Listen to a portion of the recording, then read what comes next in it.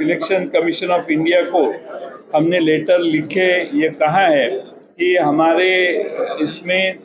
9 लोगों ने ऐसा ऐसा किया है, लेकिन हमारी जो राष्ट्रवादी कांग्रेस पार्टी है वो ये मान्य नहीं करती और उसके बारे में हमने इलेक्शन कमीशन ऑफ इंडिया को भी कहा है। कोई और आके हम पार्टी है करके कहने को जाए तो हम वहाँ हैं, हम पार्टी के नाते वहाँ मौजूद है और हमारी राष्ट्रवादी कांग्रेस पार्टी अस्तित्व में है। इसमें आज एक विधायक हमारे राष्ट्रवादी कांग्रेस के, उन्होंने हमारे डिस्क्वालिफिकेशन कमेटी जो है डिसिप्लिन कमेटी, वो डिसिप्लिन कमेटी स्टेट की जो है उनको खत लिखा था और उसके ऊपर प्रोसेस करके उनके ऊपर एक्शन लेने का निर्णय डिसिप्लिन कमेटी ने दिया और उसके बाद में हमने डिस्क्वालिफिकेशन अभी फाइल किया है। और मुझे पूरा विश्वास है कि राहुल नार्वेकर जी जो हमारे विधानसभा के अध्यक्ष है वो हमें उनको रिक्वेस्ट की है कि उन्होंने जल्द से जल्द कल सुबह हमारे पिटीशन के लिए हमें बुलाए उन्होंने इनवाइट करना चाहिए और हमारी जो उसमें पिटीशन की साइड है वो सुन लेनी चाहिए। हमारे मुताबिक हम ये कहते हैं कि जिन लोगों ने 9 लोगों ने महाराष्ट्र राष्ट्रवादी कांग्रेस के खिलाफ जाके सरकार में स्वेरिंग इन सेरेमनी में वो शामिल हुए, उनके खिलाफ हमने डिस्क्वालिफिकेशन फाइल किया है और जिस क्षण उन्होंने शपथ ली उसी क्षण वो डिस्क्वालीफाई हुए हैं। अभी हमने विधानसभा के जो हमारी राष्ट्रवादी कांग्रेस पार्टी है दोपहर में ही हमने जितेंद्र आव्हाड साहब को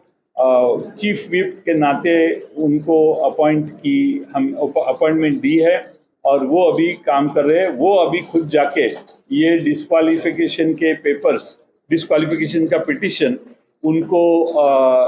देने की कोशिश करेंगे। कोशिश है हमारी कि रात को ही उनको दिया जाए और हम समझते हैं कि एंटी पार्टी एक्टिविटी जिस क्षण उन्होंने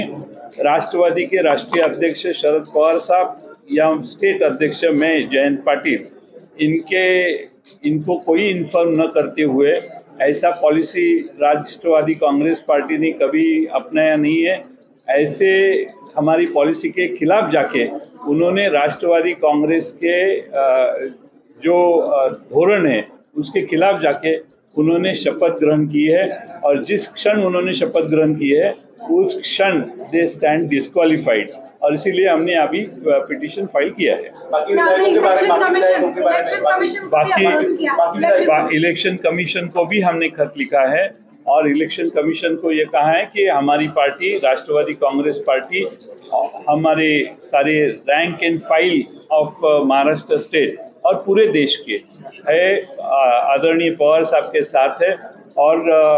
रैंक एंड फाइल जब पवार साहब के साथ है, पूरे देश के जो राष्ट्रवादी कांग्रेस के कार्यकर्ता है वो पवार साहब के साथ है। तो इसीलिए हमारी पार्टी ने इलेक्शन कमीशन ऑफ इंडिया को ये बताया है कि ये लोगों ने ये डिस्क्वालिफिकेशन की प्रोसेस की है और उनके बारे में हमने जो लिखा है वो उसमें लिखा है। अच्छा साहब, आपने कहा कि काफी विधायकों को संपर्क में है, उनके बारे में अगर काफी विधायक हमारे से संपर्क कर रहे हैं और हमें कह रहे हैं कि वो वहाँ गए हैं, वो उनको ठीक नहीं लगता है और वो शायद वापस आने की इच्छा उनको जताते हैं। हम चाहते हैं कि वो लोगों के पास जाए, उनके कॉन्स्टिट्यूंसी में जाए, तभी भी उनको वहाँ के कार्यकर्ता बताएंगे कि ऐसा करना ठीक नहीं है। और मुझे पूरा विश्वास है कि महाराष्ट्र की जनता, पूरे कार्यकर्ता महाराष्ट्र के पवार साहब के साथ जुड़े हुए हैं, अभी नहीं कई सालों से जुड़े हैं और इसीलिए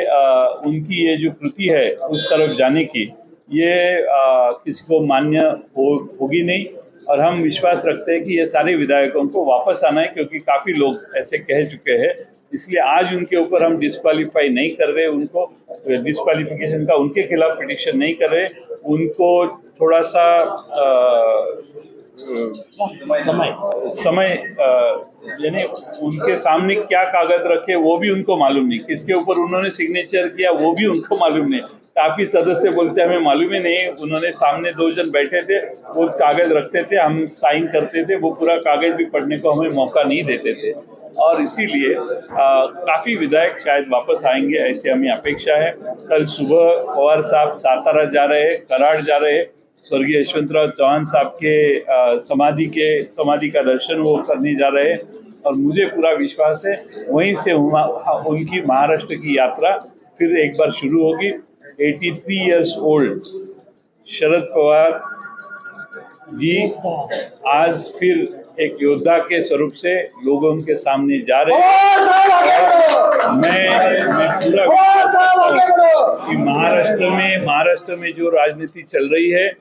तोड़फोड़ की राजनीति चल रही है, महाराष्ट्र को यह अनुभव कभी भी नहीं हुआ था, लेकिन एक बार शिवसेना के बारे में ऐसा हुआ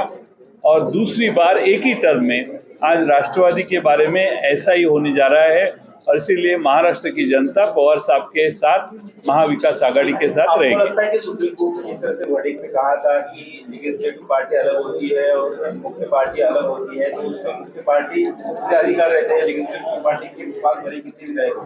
वही है। एक सवाल और कराडला पवार साहेब जाणार आहे, पुणे पासून मला मुंबईत थांबणं आवश्यक आहे म्हणून मी मुंबईत थांबणार आहे। पवार साहेब कराडला पुण्यातून जाणार आहे। सर, मराठीमध्ये शिंदे गट ज्याप्रमाणे बाजूला गेला तेव्हा त्यांना गद्दार बोललं गेलं, आता राष्ट्रवादीमधून गट बाहेर गेल्यानंतर त्यांना गद्दार बोलू शकतो का? असं आहे की शिंदे गटाच्या वेळी काय झालं, त्या लोकांचा शिवसेनेशी फारसा संपर्क नव्हता, कारण त्यांना गुवाहाटीलाच जावं लागलं। इथं आमचे आमदार जे विरोधी गेले आहेत त्यांची गद्दारी अजून सिद्ध झालेली नाही, कारण ते आमच्या संपर्कात आहेत। पवार साहेबांना बोलतायत, सुप्रियाताईंना बोलतायत, आव्हाड साहेबांना बोलतायत, नरेंद्र वर्मा इथं आहेत, सगळे बोलतायत। त्यामुळं आज आम्ही त्यावर काही भाष्य करणार नाही। Thank you. Good night.